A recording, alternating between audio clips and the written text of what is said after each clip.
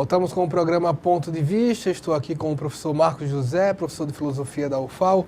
Professor, quando nos falamos de Nietzsche, nós falamos, em muitos momentos, o pessoal costuma trazer a moral. Para o nosso telespectador, o que é a moral? Bom, moral está ligado àquilo que a gente chama de valor, aquilo que está ligado àquilo que move as nossas ações, seja do ponto de vista pessoal ou do ponto de vista coletivo, político, né? Então, a moral está dentro daquilo que seriam as motivações, aquilo que a gente costuma chamar de valor, que movem a gente a agir e ter determinadas opções de escolha ou optar dentro de um quadro de possíveis opções de referência. Você escolhe uma. E a escolha de uma, em geral, é motivada, é indicada, é produzida em função daquilo que a gente chama de valor, né? Ou seja, as motivações, os aspectos que te definem, né, a sua ação. Moral, vamos dizer, apesar de que essa distinção não é tão clara para se estabelecer no pensamento de Nietzsche, a gente costuma dividir entre moral e ética, né? Ou seja, a moral é exatamente aquilo que a sociedade ou alguma coisa instituída diz para você fazer, seja as leis, o costume, o coletivo, a autoridade, ela te estabelece como o que você deve fazer.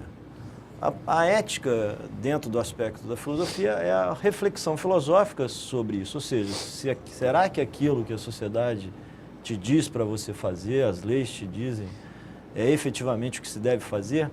É justo, é correto, é bom?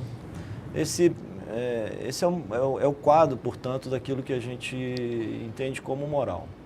No caso de Nietzsche, ele é tido como um filósofo da moral, mas é tido como filósofo da moral exatamente porque ele produz uma certa diluição de um dos problemas, que alguns dizem que é o problema fundamental da filosofia, que é aquilo que a gente chama de metafísica.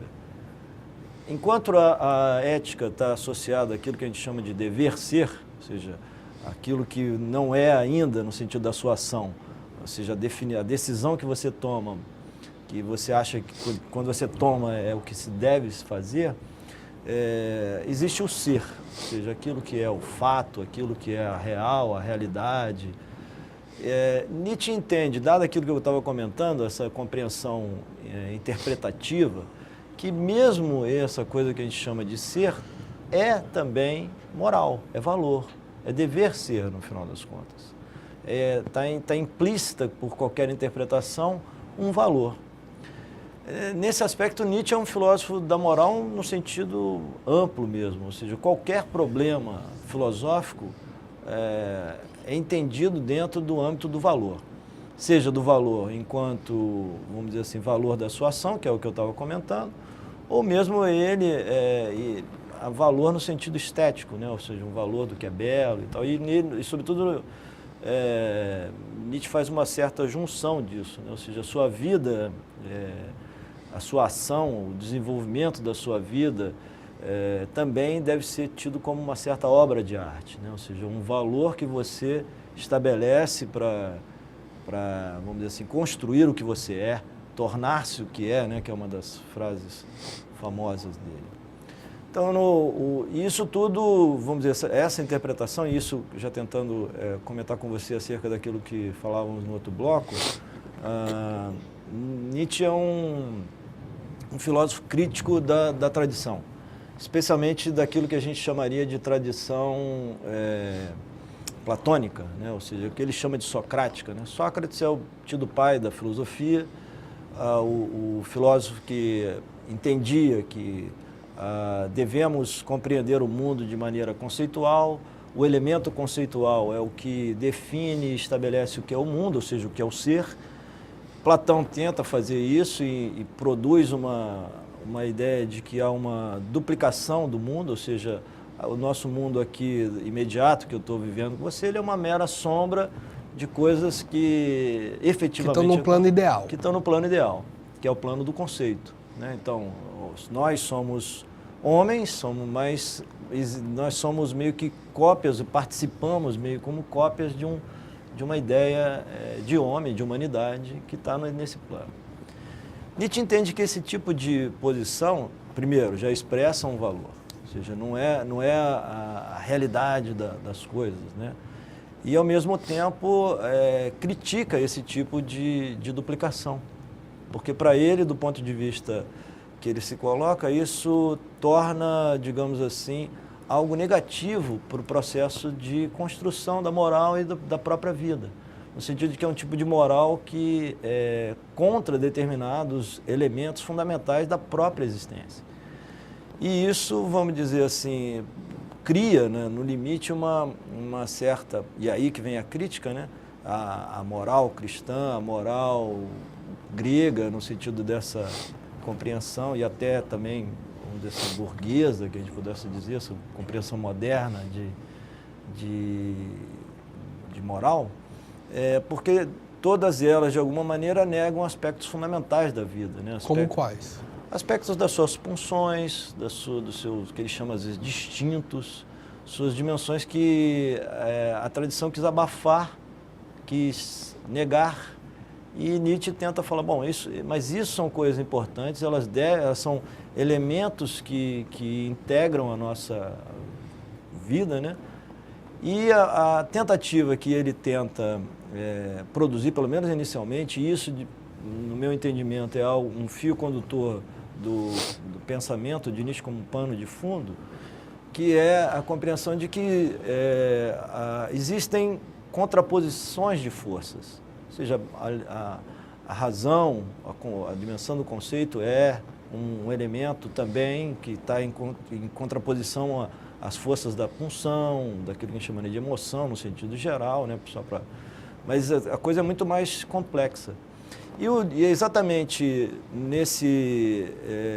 digamos assim, nessa compreensão de contraposições de força que Nietzsche faz uma reinterpretação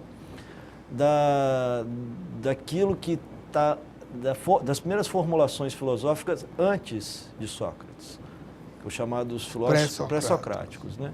Que ele chama de trágicos, de filósofos trágicos, os filósofos dos tempos trágicos.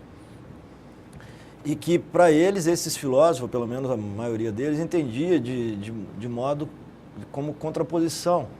Mas, mais que os filósofos, especialmente uma manifestação estética que é a tragédia grega. Especialmente antes de um teatrólogo que, para ele, foi influenciado por Sócrates, que é Eurípides, né? Apesar de que influenciado por Sócrates não seria, porque, no final das contas, ele é anterior a Sócrates, no sentido de que está dentro desse bojo. Eurípides de Medeia, né? Então, porque exatamente a compreensão da tragédia como arte expressaria dois elementos, na interpretação de Nietzsche, dois elementos da tradição grega, que é o elemento propriamente grego, vamos dizer assim, da ordem, da medida, da consciência, da certeza, que é o elemento apolíneo, da forma, da racionalidade nem tanto, mas assim, da consciência, e o elemento que ele vai chamar de dionisíaco, que não é propriamente um elemento, né, que vem de Dionísio, são deuses, né, que, assim, ligados a compreensões de deuses da antiguidade, que não era propriamente um deus grego.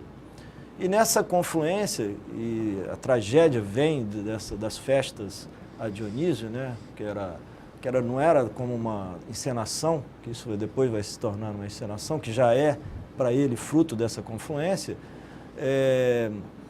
algo que havia essa compreensão entre os gregos, essa contraposição. Ou seja, um Deus que vem do estrangeiro, portanto não grego, ligado a forças da natureza, da desmedida, da fertilidade, da embriaguez, da loucura, entra na tradição grega e isso produz um tipo de arte. Para ele, esse tipo de arte, que é a arte trágica, espelha um tipo de compreensão que foi abafada por Sócrates, Platão e a tradição filosófica, de compreender digamos assim, a filosofia, a vida, como essa contraposição de forças. Por isso que, vamos dizer assim, dada essa compreensão de que existem contraposições de forças, a única tentativa de abafá-las seria de um ponto de vista moral reducionista, digamos assim, que é o que ele tenta denunciar já no início da sua carreira. Mas né? essa moral seria natural, professor? Não, não. Natural aqui no sentido de... Primeiro, moral não é um elemento natural. A moral já é um elemento artificial, né? Ou seja, já é fruto da cultura. Se a gente pudesse fazer uma dicotomia tão restrita, nesse sentido, né? Claro. Mas Nietzsche, de certa maneira, mistura muito, porque o natural, no final das contas, também é um tipo de interpretação que se estabeleceria, né? Entre o que é cultural e o natural, o que é artificial e o que não é artificial, né? Nesse aspecto, a compreensão de Nietzsche é de que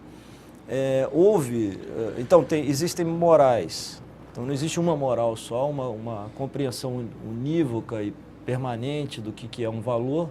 Os valores são históricos, são construídos, e nessa medida o que ocorre? Quando Nietzsche propõe essa compreensão trágica, de uma moral trágica, de uma estética trágica, ele está atrás exatamente de tentar entender que esse tipo de moral é um tipo de moral que é mais ligado a elementos da própria vida, como contraposição de forças. E o que aconteceu a partir de Sócrates, especialmente de Platão, e isso entra no cristianismo, está associado a um tipo de moral que nega elementos da vida, né? Esses elementos pulsionais, e tenta, de alguma maneira, reagir contra esse tipo de coisa, abafando. Então, por isso, a desvalorização do mundo, das sensações, dos sentimentos, das pulsões, dos instintos, como coisas negativas, por princípio, né? Quando, para ele, isso são elementos que devem ser incorporados e reelaborados de tal maneira a produzir um tipo de vida que, vamos dizer assim, que seja mais adequado, né? Que seja mais integrada, né? Há algum tipo de crítica a uma moral cristã?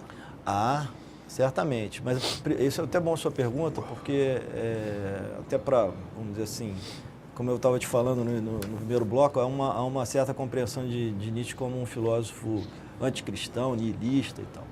Isso, em geral, são interpretações propriamente tradicionais ou mesmo cristãs mesmo, né?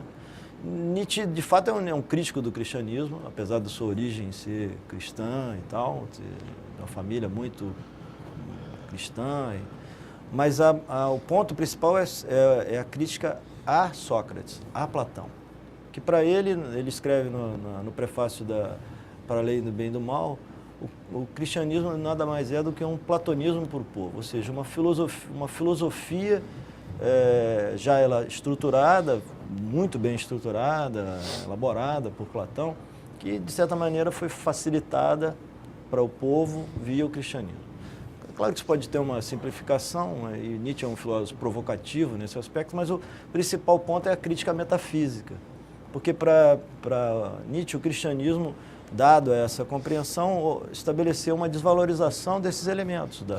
É certo afirmar que tipo, o cristianismo pegou o ideal de Platão e transformou no céu, no sentido de religiosidade, de fé, e acreditar no que é comprovado, pelo menos fisicamente?